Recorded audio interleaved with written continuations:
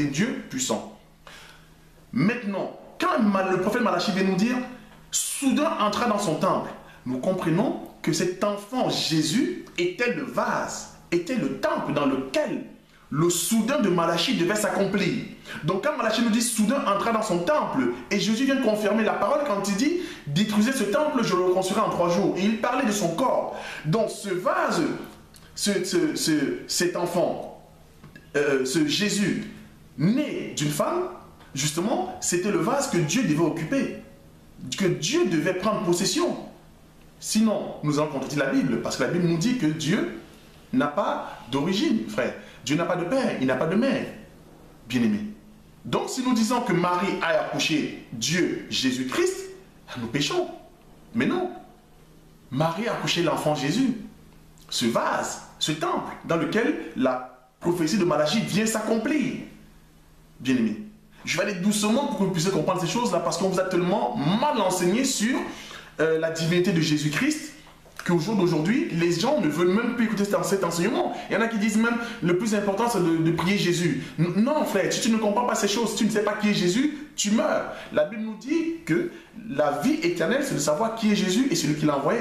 Et Osée nous dit, le prophète Osée nous dit, que le peuple de Dieu périt par manque de connaissance. Si tu ne connais pas Jésus, tu n'as pas la vie, bien-aimé. Et en cela, nous devons apporter le maximum d'éclairage au peuple de Dieu. Frère, et c'est en cela que nous voyons Jean-Baptiste, quand il dit que l'Esprit, quand Jésus sort du baptême, nous voyons l'Esprit descendre sur lui et nous voyons une voix. Nous comprenons simplement que la manifestation justement de l'Écriture s'est accomplie. L'Écriture qui était prophétique depuis Ésaïe, que Dieu avait déjà établi de manière prophétique, vient se manifester maintenant de manière naturelle. Nous voyons ça, nous voyons maintenant Jésus rentrer dans son ministère, bien-aimé.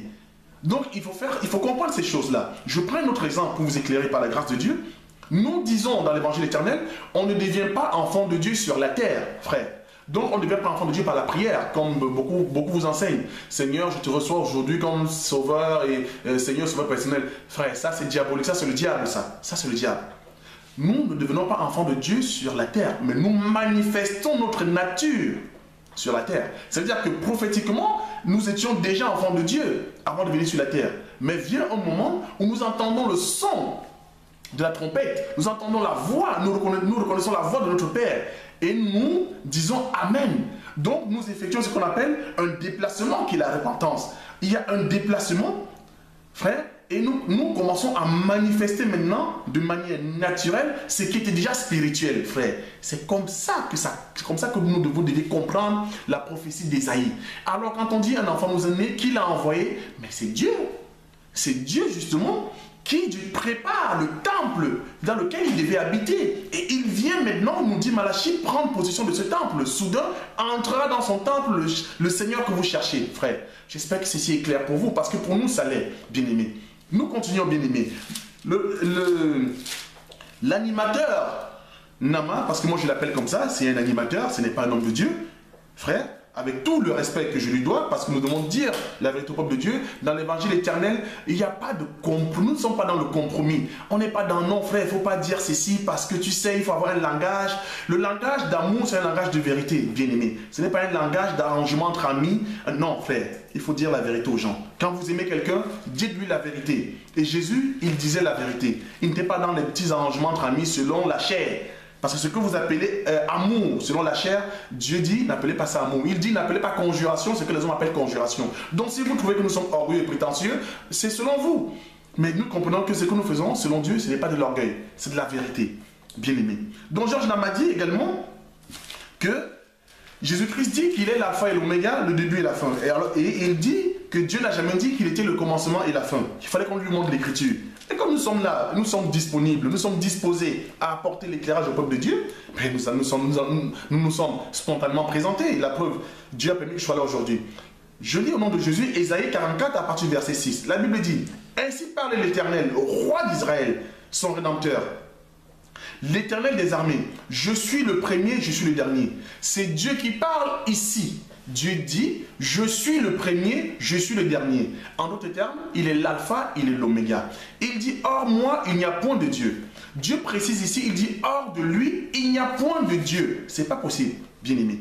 Il faut avoir le respect des Écritures. Quand vous ne comprenez pas les Écritures, comme tu le dis, Georges Nama, tu dois fermer la bouche parce que tu n'as pas, ces choses ne t'ont pas été données. Tu dois toi-même t'appliquer tes propres consignes, tes propres conseils. Et ce que la Bible dit, tu dois fermer la bouche.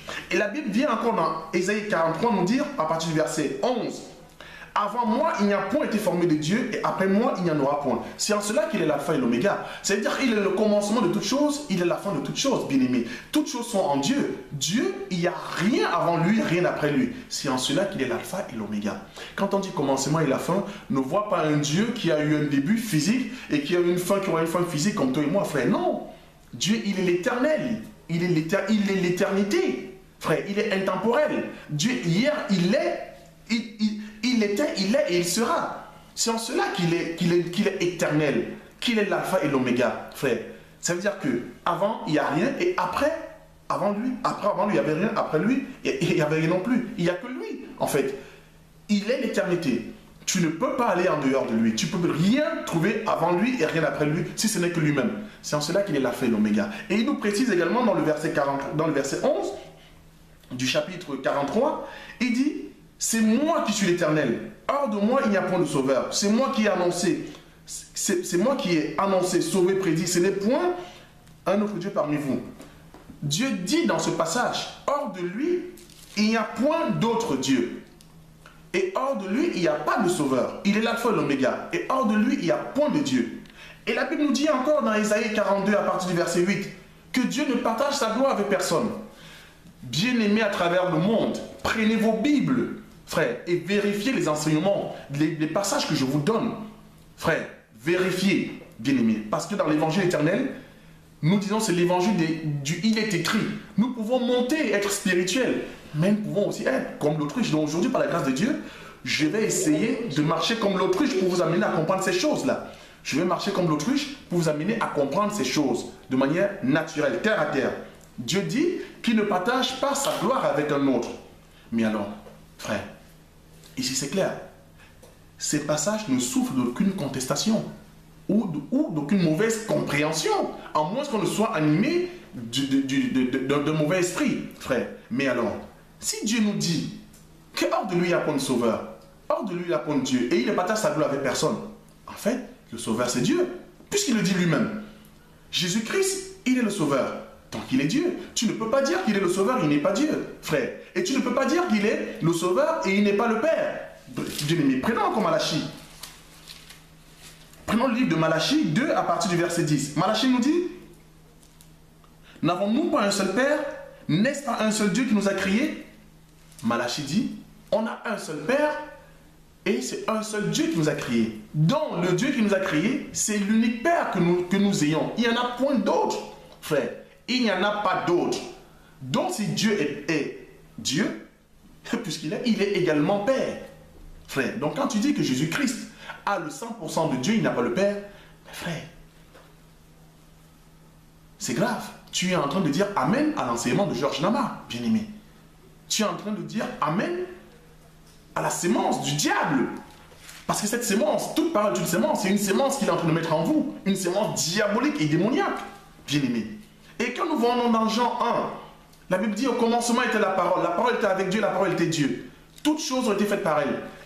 C'est-à-dire que toutes choses ont été créées par la parole. Nous comprenons que la parole faite chair, c'est Jésus-Christ. Bien-aimé. Et Dieu dit: hors de moi, et Malachie dit: il y a un seul créateur. Et Dieu ne partage sa gloire avec personne.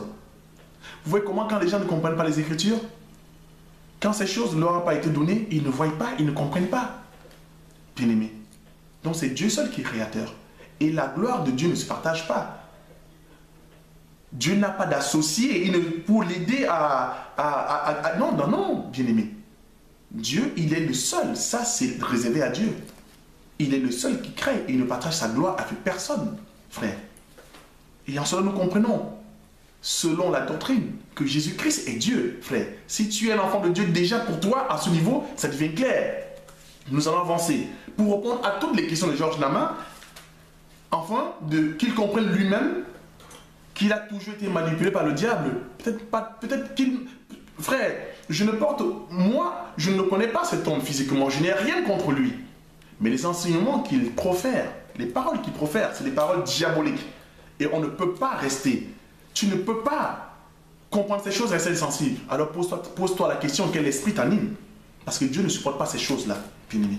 Alors si tu as l'esprit de Dieu, tu vas réagir. Tu vas réagir parce qu'il amène le peuple de Dieu en enfer. Et il rendra compte à Dieu. Il rendra compte à Dieu. C'est quand même grave qu'il soit encore pire que les personnes qu'il dénonce. Parce que régner la divinité de Jésus-Christ, mais c'est l'esprit de l'antéchrist. C'est grave. Frère, ça c'est très grave. Et il pose une autre question. Bien-aimé, il dit, est-ce que Jésus-Christ a-t-il déjà dit qu'il était le Père? Il dit, Jésus n'a jamais dit, mais regardez la vidéo, bien-aimé. Le titre de la vidéo, je vais réitérer, c'est Jésus-Christ est-il son propre Père? Vidéo qui a les enseignements de Georges Nama. Je vais vous montrer une écriture où Jésus a dit qu'il était le Père. Prenons le livre de Jean.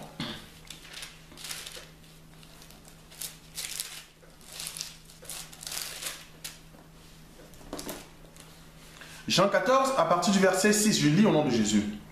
La Bible dit, Thomas lui dit, Seigneur, nous ne savons où tu vas et comment pouvons-nous en savoir? Comment pouvons-nous en savoir le chemin? Jésus lui dit, je suis le chemin, la vérité et la vie. Nul ne vient au Père que par moi. Si vous me connaissiez, vous connaîtriez aussi mon Père. Et dès maintenant, vous le connaissez et vous l'avez vu. Mais tiens, Philippe se pose la question, mais de quoi il parle? Et il demande à Jésus, mais Seigneur, mais montre-nous le Père et cela nous suffit. Parce que Philippe avait compris que si je connais le Père, ben, j'ai la vie éternelle, parce que la vie éternelle, c'est de connaître le Père, qui est Jésus. Et Philippe dit, mais montre-nous le Père et cela nous suffit. Mais bien aimé, écoutez la réponse de Jésus, frère. Vous ne pouvez pas changer les Écritures. Ayez le respect des Écritures.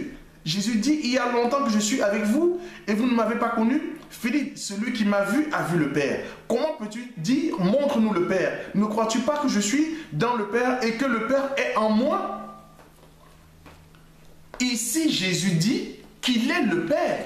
Frère, ne cherche pas à interpréter pour que ce soit selon l'enseignement que tu as. Non, dis amen aux Écritures. Maintenant, si tu es dans la confusion, que par la grâce de Dieu, nous puissions t'éclairer.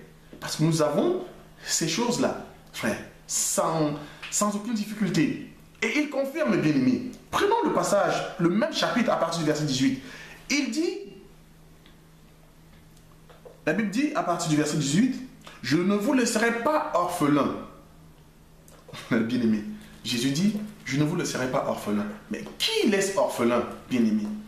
On n'est pas orphelin de frères, de sœurs, que je sache. On ne peut être orphelin que de père ou de mère. Mais dans le cas précis, nous parlons du Père. Parce qu'il dit, il est le Père. Il dit, je ne vous laisserai pas orphelin. Et c'est pour ça qu'il n'est pas étonnant. Nous comprenons pourquoi il disait aux pharisiens, il disait aux Juifs, pourquoi ne comprenez-vous pas mon langage? Pourquoi ne comprenez-vous pas mon langage? Jean 8, verset 44. Pourquoi ne comprenez-vous? Mais ils parlaient de manière naturelle dans leur langage, dans les langues maternelles. Frère, mais ils ne comprenaient pas son langage. Et Jésus parle aujourd'hui et beaucoup ne comprennent pas. Quand il dit, je ne vous laisserai pas orphelin, mais parce qu'il est le Père. Il n'y a que le Père qui puisse, dans ce cas concret, laisser les enfants orphelins. Ce n'est pas la sœur, ni le frère, ni l'oncle, ni l'ami. Non, c'est le Père. Et il va plus loin. Il dit, bientôt le monde ne me verra plus, mais vous, vous me verrez. Il confirme encore qu'il est esprit, il est le Saint-Esprit. Parce qu'au jour d'aujourd'hui, c'est le Saint-Esprit aujourd'hui. C'est par la foi que nous voyons, parce que nous avons le Saint-Esprit. Donc nous voyons Jésus aujourd'hui, parce qu'il est esprit aujourd'hui.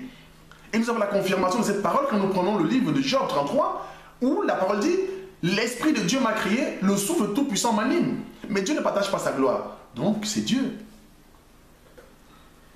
Ceux qui n'ont pas justement cette connaissance, cette compréhension de la Bible vont dire, oui, l'Esprit de Dieu a créé, le souffle tout-puissant l'anime. On pourrait croire que c'est deux personnes. L'Esprit crée, le souffle tout-puissant anime, bien-aimé. Mais non, frère, ça c'est des choses que Dieu a réservées à ses enfants. Dieu, quand il était dehors, quand il parcourait Israël, Jérusalem, la Judée et consorts, il donnait le pain, le poisson. Mais dans la maison, il donnait le pain et le vin. Au jour d'aujourd'hui, Le pain et le vin, c'est l'évangile éternel, frère, qui vient vous éclairer, vous donner la lumière. Parce que cet homme a tué beaucoup de personnes.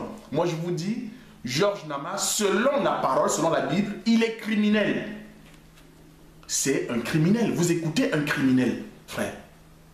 Et je dis, je suis prêt à en débattre avec lui. Et vous verrez qu'il n'a rien. Il a la bonne volonté. Il a le sentiment de bien faire. Il a l'envie de bien faire. Mais ce n'est ni, frère, ce n'est ni par la chair, ni par le sang. C'est la grâce de Dieu.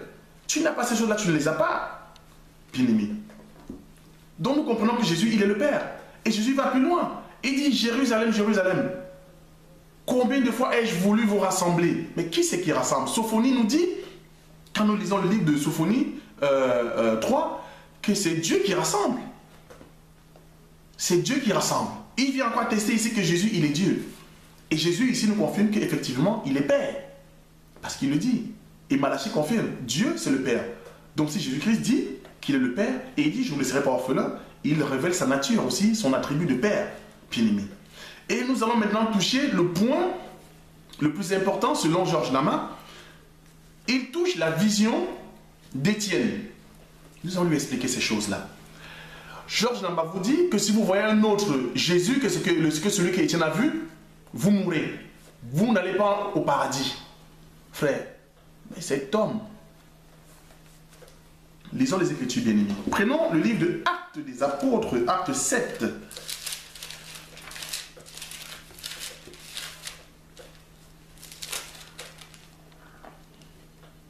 Acte 7, à partir du verset 57. 54. Même si, comme ça, nous aurons le texte dans son entièreté. La Bible nous dit, en entendant ces paroles, ils étaient furieux dans leur cœur, et ils graissaient des dents contre lui.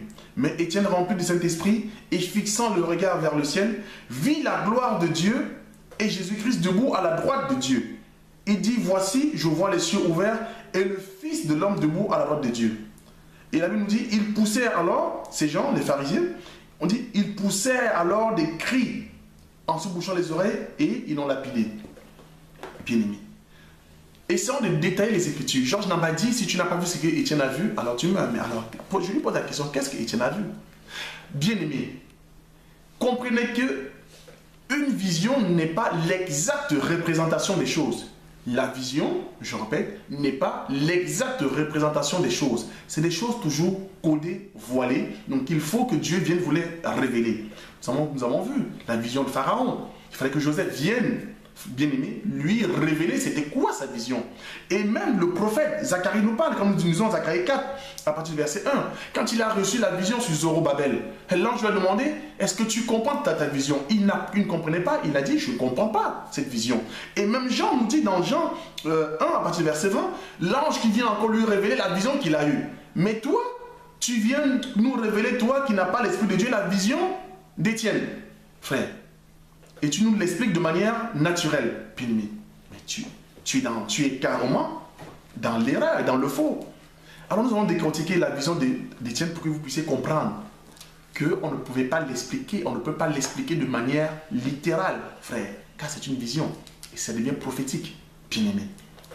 Que nous dit la Bible? Déjà, Étienne dit, il a vu la gloire de Dieu, il a vu Jésus à la droite de Dieu. Déjà, la Bible nous dit, Dieu est esprit. Bien-aimé, la Bible dit que Dieu est esprit. Frère, ça, c'est dans... Si nous prenons le livre de Jean 4, à partir du verset 24, la Bible nous dit Dieu est esprit. Et la Bible nous dit, dans Ésaïe 66, que le ciel est son trône. Tout le ciel est son trône. Et la Bible nous dit encore dans Jean 1, 17, personne n'a jamais vu Dieu. Mais alors, c'est ici que nous disons, si vous n'avez pas la révélation, vous allez contredire les Écritures. Étienne dit qu'il a vu la gloire de Dieu. Il dit qu'il a vu Jésus à la droite de Dieu. Donc, il a vu Dieu. Étienne dit qu'il a vu Jésus à la droite de Dieu. Donc s'il a situé la droite par rapport à Dieu, selon le passage, c'est qu'il l'aurait vu. Frère. Et la Bible nous dit que Dieu est esprit. Personne n'a jamais vu Dieu. Bien-aimé. Et que la gloire de Dieu qu'il a vue, c'est de cacher les choses. Bien-aimé. que Dieu vous amène à comprendre ces choses-là. La gloire de Dieu, qu'Étienne a vu, la Bible nous révèle c'est quoi la gloire de Dieu. La gloire de Dieu, c'est de cacher les choses. La Bible nous dit également que la gloire de Dieu couvre toute la terre.